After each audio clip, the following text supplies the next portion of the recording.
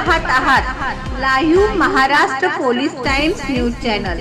राज्याचे तब्बल 6 वेळा उपमुख्यमंत्रीपद भूषवलेले कर्तृत्ववान नेते अजितदादा पवार यांचे बुधवारी सकाळी बारामती येथे विमान अपघातात निधन झाले।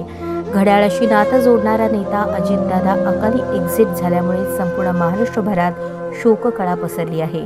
गुरुवारी सकाळी बारामती येथील विद्याप्रतिष्ठानच्या प्रांगणात अजितदादांच्या पार्थिवावर अंत्यसंस्कार होणार आहेत। यावेळी पंतप्रधान नरेंद्र मोदी आणि गृहमंत्री अमित शहा देखील उपस्थित राहणार आहेत।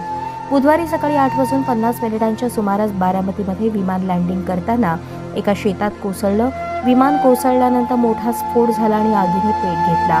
आगीत संपूर्ण विमान जळून खाक झालं। याच अपघातात अजित पवारांसह 5 जणांचा दुर्दैवी अपघाती मृत्यू झाला। विमान अपघातात त्यांच्या अकाली निधनाच्या बातमीवर कोणाचाही विश्वास बसत नसल्याची भावना व्यक्त होत आहे।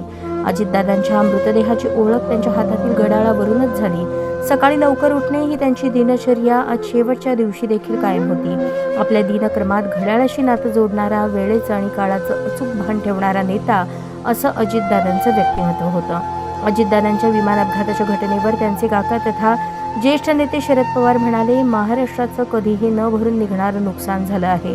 हा निव्वळ अपघात आहे, यात राजकारण नाही असंही शरद पवार यांनी सांगितलं। यावेळी शरद पवार खूप भावूक झाले होते। त्यांना बोलता देखील येत नव्हतं। आपण आज मीडियासमोर येणार नव्हतो असंही शरद पवार म्हणाले। या अपघातात अजित पवारांसह एकूण 5 जणांचा दुर्दैवी मृत्यू झाला।